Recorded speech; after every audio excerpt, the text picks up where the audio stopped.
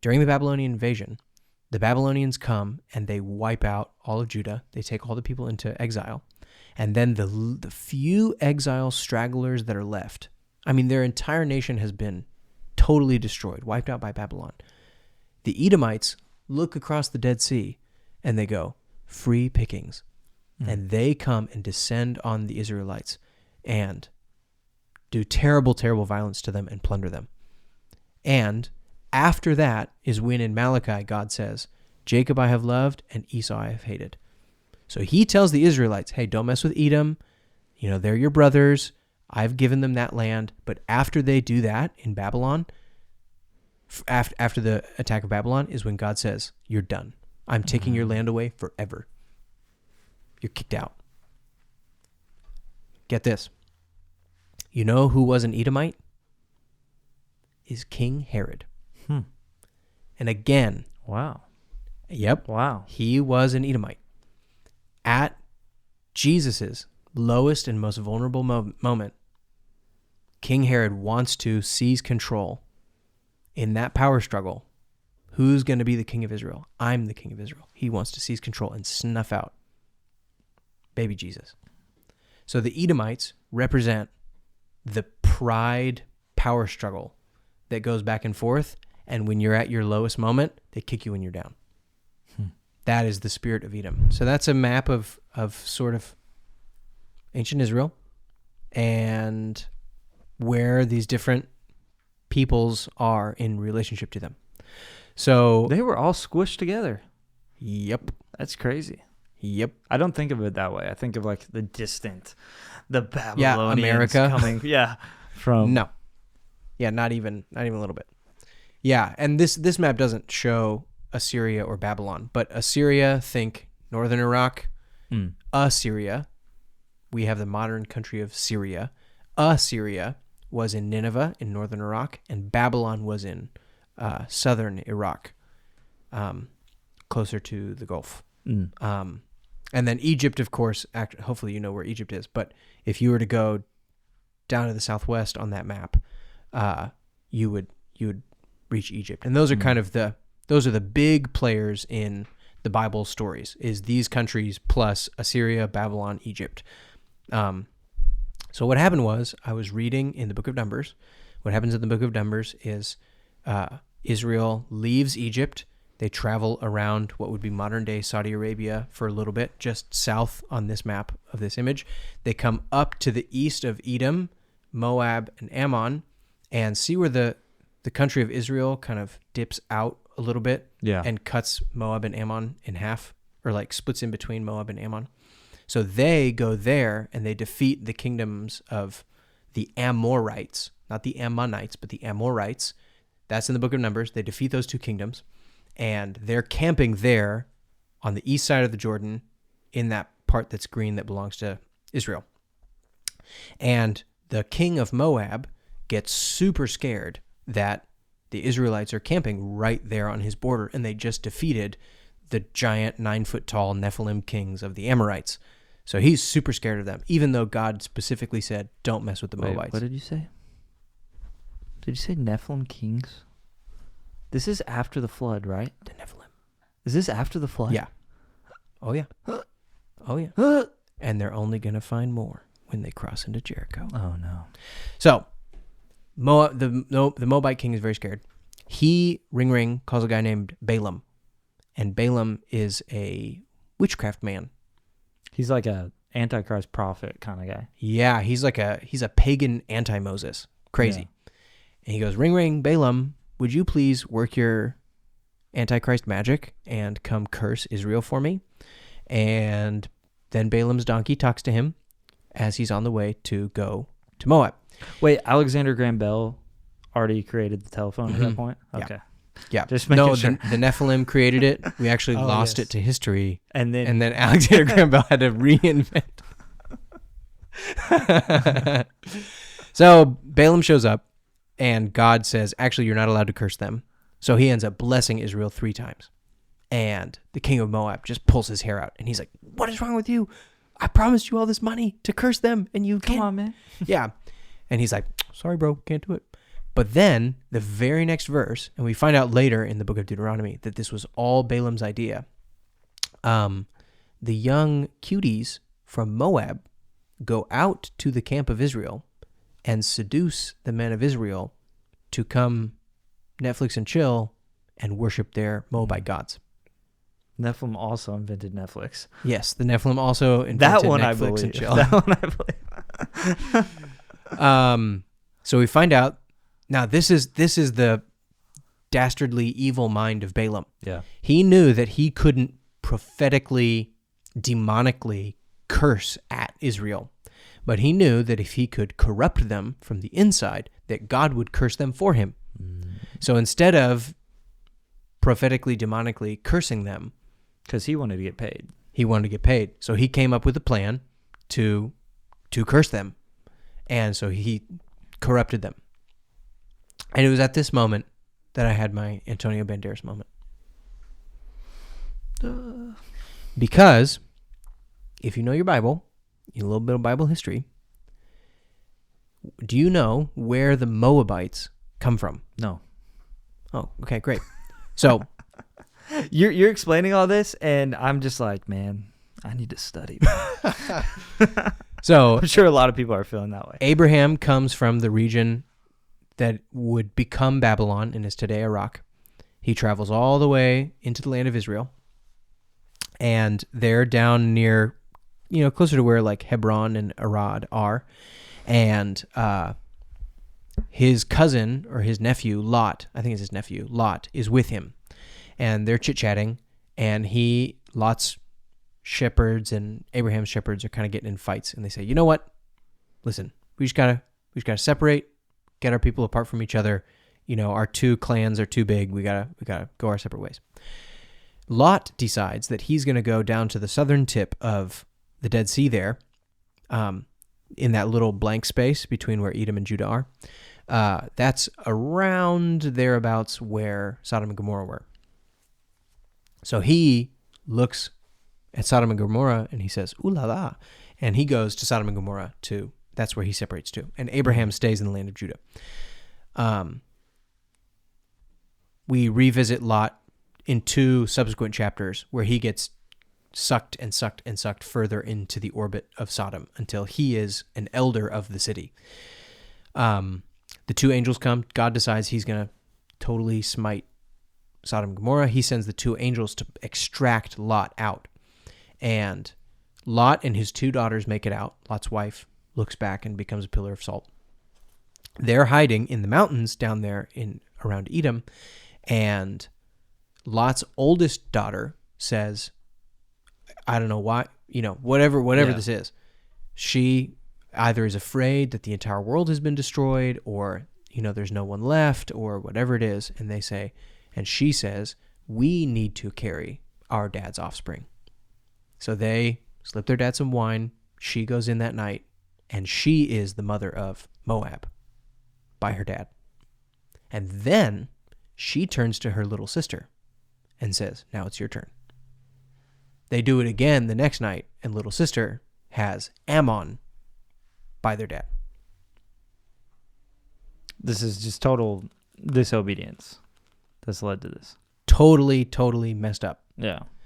But the whole point is, in that moment, reading in the book of Numbers, that same spirit of corruption in Moab that was from its very conception of like weird family addictions and corruption and lust and, do you know what I mean? Was there from the very origin and comes out through Moab all the way through. What's strange, I don't know if you've made this connection or thought of this, but it reminds me of Noah right after the flood, whenever he gets drunk off wine. I'm like, has really similar. And so you got to ask yourself, if those stories are so similar, what did Ham do to his dad? Yeah. If that's what the 2 daughters of Lot did to their dad, what did Ham do to his dad? Yeah. Is a very, maybe it's not worth asking. Yeah. Maybe we don't know for sure, but there's some very strong evidence for. And that would be things. definitely one evidence. Yeah. Of that. story. So I felt like I saw in my mind, oh, Moab is more like Moab keeps playing this role. That Moab is the corruptors. They use and this is what it was. They use the spirit of Moab is always trying to get at Israel through corruption, family addiction, lust, and shame to bring you down into a curse. That is the spirit of Moab. And so again, if we were going to spiritualize or make a metaphor out of all of these people groups, this is the way that the enemy still tries to attack believers. And they all take all these different forms that are kind of epitomized by all of these different nations that surround Israel. So the Moabites is the attack that comes through corruption, family addiction, lust, shame. And then the Ammonites have... So this is an archetype. This would be an archetype. Okay. Yeah. The Ammonites have a spirit, have a similar one, but it's corruption through, you have to. It's like corruption through peer pressure, through forcing you to do what you have to do. And all these voices telling you, you have to, until you finally give in. And that's the spirit of Ammon. So what made you come to that conclusion? Well, one, that's what happens to the little sister. Two, here's another story where Ammon shows up. Do you remember this story? Jephthah, the Ammonites are attacking. Jephthah lives on that side of the Jordan River, where the Ammonites are. You went to Vacation Bible School. I did go to Vacation Bible School. Every year, bro. Jephthah lives over there, and the Ammonites are attacking, and they call on Jephthah, and he makes this vow to God, and he says, Lord, if you give me victory, whatever comes out of my house first, I will sacrifice to you. He goes, he defeats the Ammonites, but when he comes home, the first thing to greet him out of his house is his daughter. And it's this whole... Seems like a pretty silly thing to say.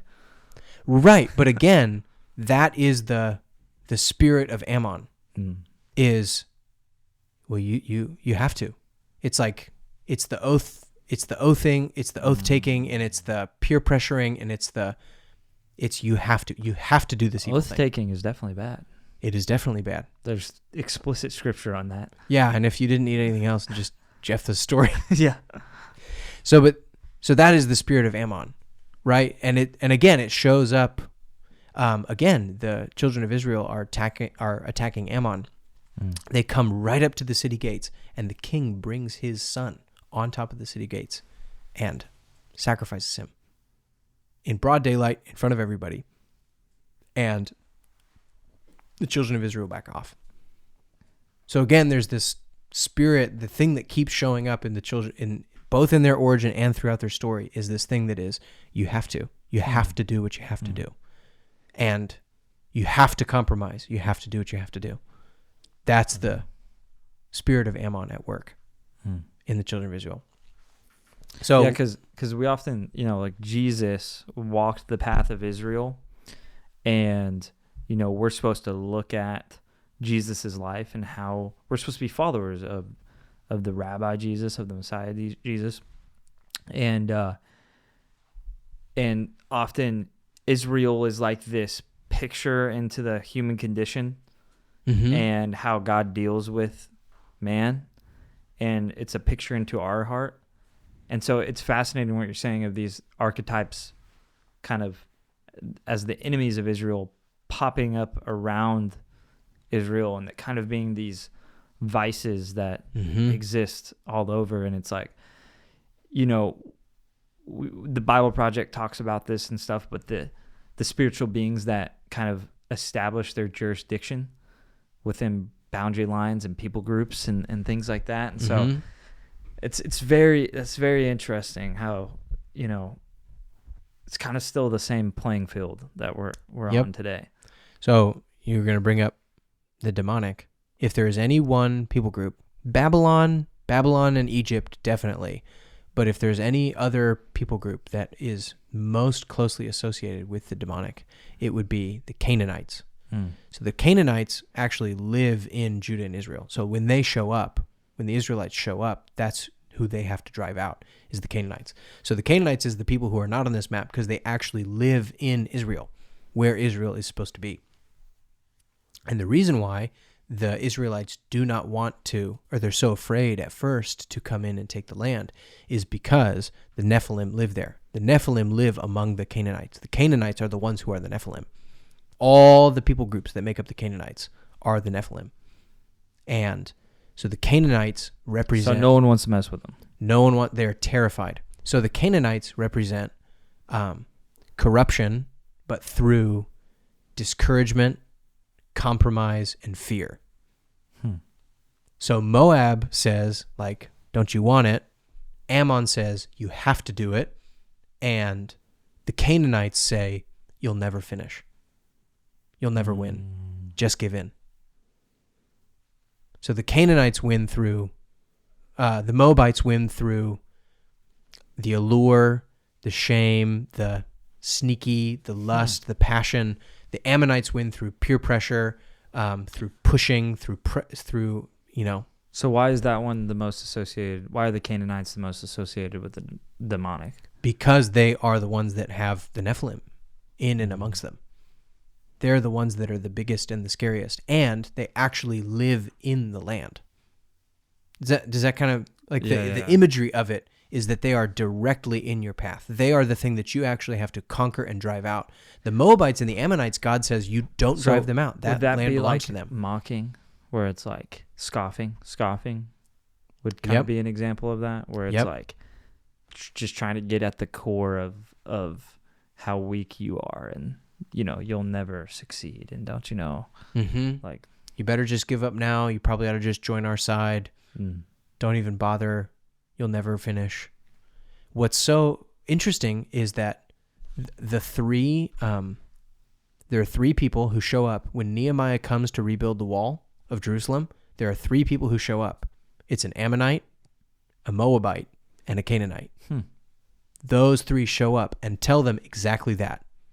If you don't stop, we're calling the king on you. You'll never finish. Oh, I can't believe what you're doing. Here, how about this? Why don't you just let me help you? Let me help you. I'm going to worm my way into... And Nehemiah has to fight off exactly these three attacks. Why don't you just let me compromise your mission? No, you can't do that. I'll call the king on you. No, you'll never finish. What is this that you're making? It's a pile of rubble. No. So exactly these three nations that surround them are the three attacks that come against Nehemiah. So that's the thing, is it keeps showing up. These same nations play these same roles over and over again. I feel like, breaking down these kind of, it almost feels like subplots to the story, because you all kind of know, like, Israel's story, and they fight off these bad nations and all these things, and then Jesus comes, and it's almost like it makes the story of Nehemiah so much richer, because you're like, whoa, all of these dynamics were happening while this is going on. I thought he just was asked for some materials and some trees and some things and some free passage to get it going again. Oh yeah. Okay, you ready for another one that is like that? Okay. So the Edomites down there south of Moab, they are the descendants of Esau. So Jacob and Esau are twin brothers. This is family business right here. It is all family business. That's exactly right. Esau is supposed to be the older brother who inherits everything. Right. And Jacob deceives him. Jacob deceives him and tricks him. Esau then decides that he's going to go off and spit in his dad's eye. Okay, so his dad, that was Isaac and Ishmael. So Abraham had one son who was supposed to inherit, but God promised him Isaac, so he gave it to Isaac. Ishmael he sent away. Then Jacob and Esau come from Isaac. Esau goes and marries one of his cousins, his uncle's girls. He goes and marries an Ishmaelite girl, just straight up to spit in his dad's eye. generational curses, man. Okay. That's what it seems like. So then, remember, Jacob runs away to Syria. He comes out of Syria, and on his way, at his weakest moment, running away from his uncle Laban, here comes his brother Esau with 400 troops. And Jacob knows what's going to happen. Because the last time he was talking to his brother Esau, Esau specifically said, I'm going to kill you. So at his lowest moment, here comes Esau. Okay, and again, the tables have turned, because at Esau's lowest moment is when Jacob tricked him and took the birthright, remember? So now at Jacob's lowest moment, Esau is coming to take the upper hand on him. And in that moment is when God comes and wrestles Jacob and humbles him to his very, very, very lowest point and gives him a new name. You are the one who wrestles with God and prevails. He overcomes, he reconciles with his brother, they go their separate ways. Edom and Judah do not necessarily get along. King David conquers them, and the story kind of chills out from there until you get to the Babylonian invasion. During the Babylonian invasion, the Babylonians come and they wipe out all of Judah. They take all the people into exile. And then the few exile stragglers that are left, I mean, their entire nation has been totally destroyed, wiped out by Babylon. The Edomites look across the Dead Sea and they go, free pickings. And they come and descend on the Israelites and do terrible, terrible violence to them and plunder them. And after that is when in Malachi God says, Jacob I have loved and Esau I have hated. So he tells the Israelites, hey, don't mess with Edom. You know, they're your brothers. I've given them that land. But after they do that in Babylon, after the attack of Babylon is when God says, you're done. I'm taking your land away forever. You're kicked out. Get this. You know who was an Edomite? Is King Herod. And again. Wow. Yep. Wow. He was an Edomite. At Jesus's lowest and most vulnerable moment, King Herod wants to seize control in that power struggle. Who's going to be the king of Israel? I'm the king of Israel. He wants to seize control and snuff out baby Jesus. So the Edomites represent the pride power struggle that goes back and forth. And when you're at your lowest moment, they kick you when you're down. That is the spirit of Edom. And I think that belongs to legalism. The spirit of legalism is the Edomites. Explain that more. Well, how would you describe legalism? This is one that I've been wrestling with a lot. Yeah. We're making a creative course right now, and you know, there's certain parts where it's like, make sure, you know, these are good practices to stay from getting burnout and all of this stuff, and stay, you know, connected to the vine, connected to God, and I'm just like looking at these things that we're supposed to do, and I just like noted down on my notes, like, how do we differentiate this from like legalism? And so that's something I've been wrestling with, because I think it's one of those pendulum things once again, where it's like, you had this experience with, you know, the name it and claim it, and so then you go super just staunch, holiness, like, and then you bounce back and forth, and you know, you need a bit both, like always. But yeah, I don't know. Do you have a better explanation than my endless thoughts on that? I think legalism, if you had the two boys in the prodigal son. Yeah. The prodigal It's the son that stayed back and was like, despised his brother. Right. And was like, what the heck, Dad? Like, I've been here this whole time doing everything you wanted me to do, and you killed the fattened calf for him? Exactly. Okay, but that is the argument of legalism. I did everything right. I'm owed it. Right. And the dad's response to the older brother is, you could have received too. Everyone here is receiving of my love. Right. But the older brother does not want to receive. He wants to earn. And competition is in the way. If you receive, everyone can receive freely. If God loves me and I receive it, then God can love you and you can receive it and it's free. But if I can earn God's love, then I can earn more than you. And everyone else is a competition to me. Right. And it makes you better. And so pride is at the root of legalism. Is like, I can achieve in religion. I can achieve through morality. I can achieve through Bible study. I can achieve through name your denomination, name your emphasis, and that's the form that legalism will take. And its root is pride, and it always seeks to it always has to take out the competition, and it especially delights in kicking the competition when it's down. So I think my problem with the idea of legalism is that it strikes a distinct image in my mind that has been played over and over and over and over, like since I've been a part of the church, right? Where it's like the Pharisees. Yeah, the Pharisees were, that was them. And so is there another way you could phrase it other than legalism to kind of, because I'm trying to connect the dots between King Herod and, Edom and legalism, and how that is legalism, like the kicking when you're down. And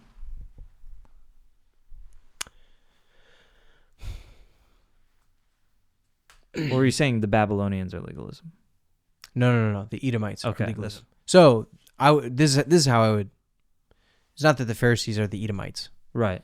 The thread that the Edomites represent through the story is one of pride.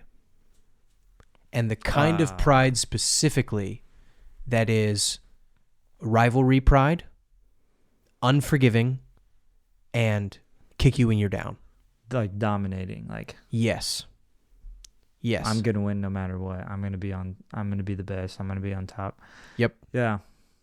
And I think a parallel spiritually, that same spirit is what happens when people get legalistic. So that same spirit that the Edomites represent throughout the story happens when people get legalistic. And it can manifest in a bunch of different forms. I think. Yeah, it can manifest. I think there's in like a one forms. distinct form of like, okay, I do everything right, and then there's other forms of that too, where it's like, okay, it doesn't matter if I do things right because I am in tune with the spirit, and you know what I'm saying? Like, okay, hold there's on, like a different form of it. One of Esau's kids, his name is Amalek. The Amalekites are not on this map, but they are to the south of Judah. Okay. They live kind of in northern Saudi Arabia, that kind of area. The Amalekites are a child of Esau. They belong sort of to the Edomites. When the Israelites are coming out of Egypt and they're traveling through the Arabian desert, the Amalekites come out from where they're at, totally unprovoked, and attack the Israelites. And that's the story of Moses lifting up his arms. And as long as Moses' arms are lifted, then they'll win the battle. They're fighting the Amalekites in that story. And after that story, God says to the Amalekites, you are my enemies forever. And when King Saul, remember he spares that guy and some of the best of the sheep, who he's supposed to be wiping out is the Amalekites. God said, I'm sick and tired of the Amalekites. You have to go get them. The Amalekites... He's like, nah, I'm going to be the king of kings, man. Because the Amalekites are a subset of the Edomites, they also represent pride. But not just the pride, but it's pride of a very specific form, the pride that manifests in outright hatred. And I think that this would be representative of like the Richard Dawkins of the world. So there are different forms of pride. Whoa. There's a pride that is like a rivalry pride, but you're kind of playing the same game. And then there's a kind of pride that is just manifests in outright vitriolic hatred. And that is what the Amalekites represent. And they are a subset of the Edomites. Like our comment section sometimes. Like our comment sections. That's exactly what I was thinking. That's what the Amalekites represent. Okay, are we on to Babylon now? Is that on your list, or is there someone in between? The same way that Moab, Ammon, and Canaan all were kind of like a triad. They all were like the same kind of thing like but a different forms. Venn diagram a little bit. Right. Assyria, Babylon, and Egypt also are a triad of their own. They all represent kind of the same thing, but in different forms. Where Moab, Ammon, and Canaan represented like corruption and lust, and I don't just mean of the sexual variety. I mean like all kinds of desire that can entice you Like in some way. whatever you want to go get it.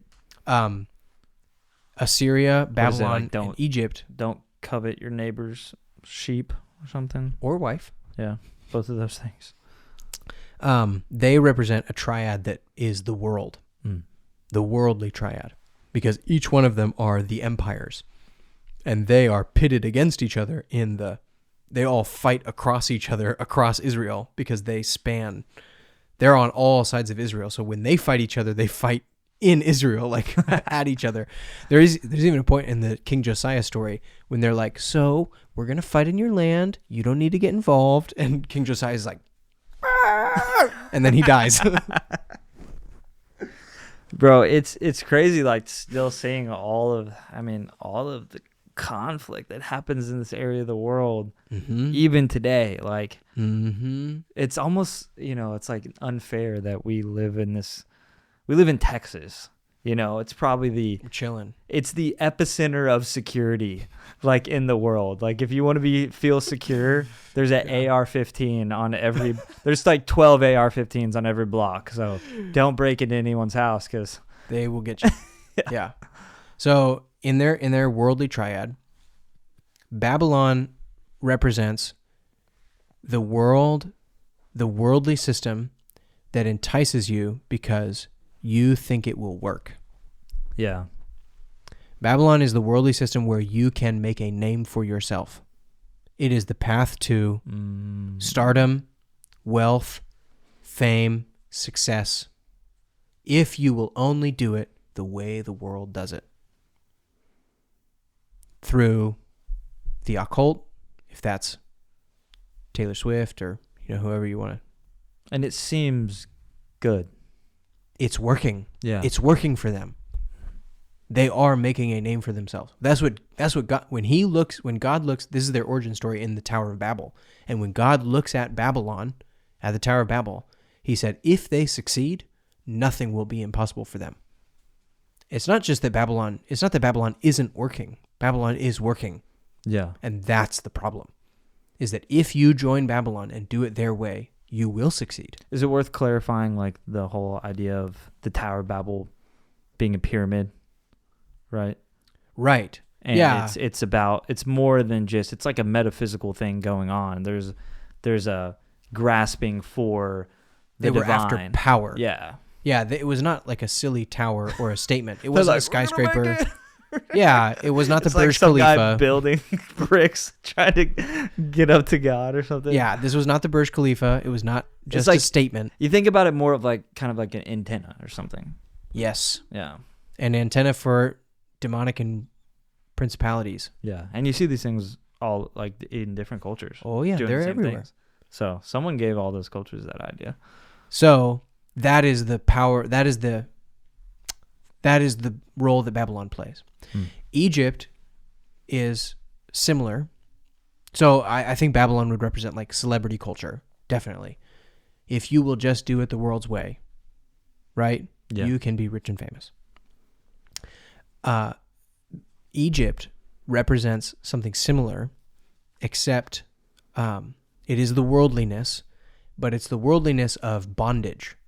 So while one is the worldliness of enticing, in the same way that Moab is enticing and Ammon is bondage and pressure, this is the same contrast between Babylon and Egypt, where Babylon is enticing, but Egypt is bondage. It's you have to. If you do not do it the world's way, you will lose.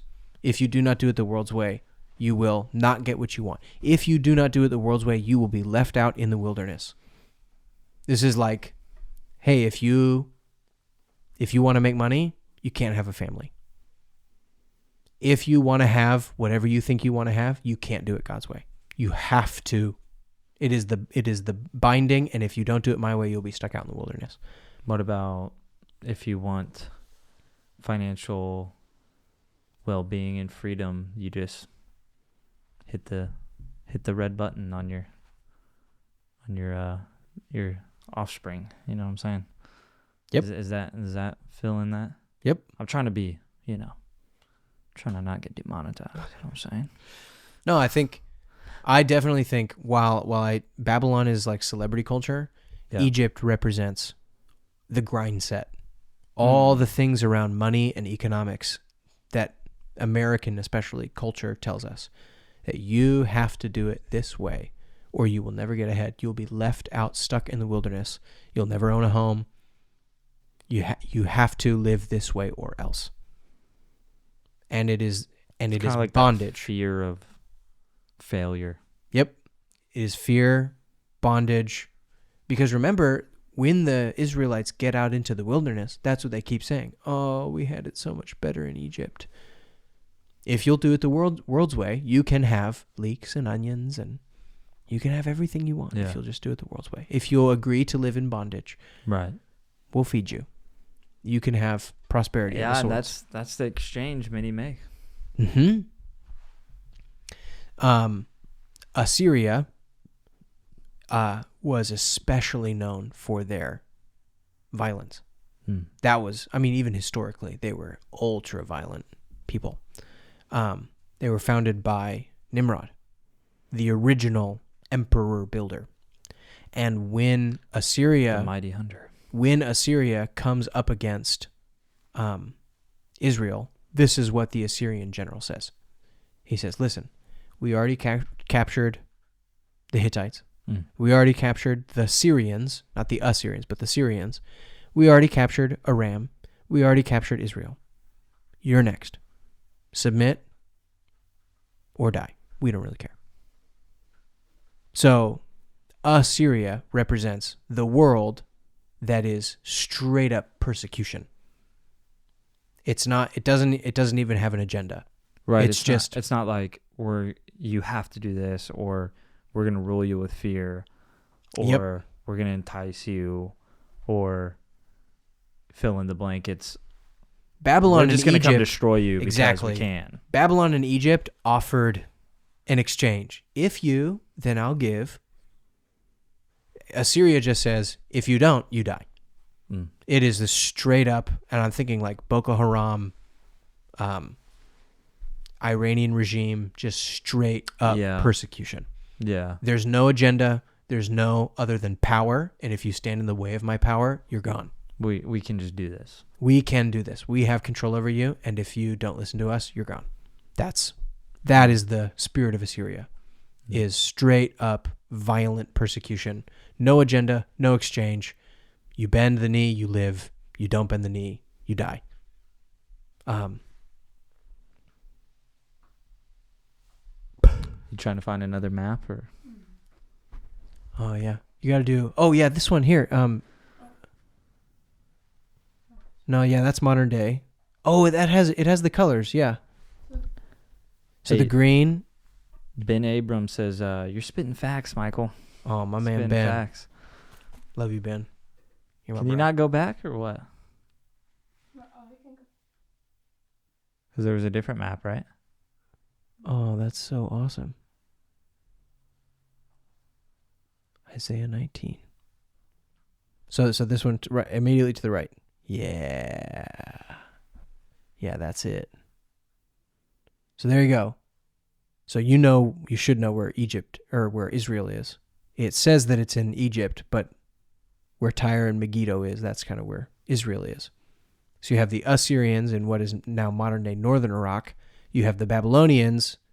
Babylon and Uruk were down there in southern Iraq, modern-day Iraq. And then Egypt is located along the Nile over there in what is modern-day Egypt. So those are the mega kingdoms that kind of represent the world in this. Wow. So there you go. Is there a conclusion to all of this? Like, what do you think this kind of points at? Like for our lives now. I know you're talking about how it's archetypes, and these are things that often entice the individual, and it's the lusts of the flesh, Yeah.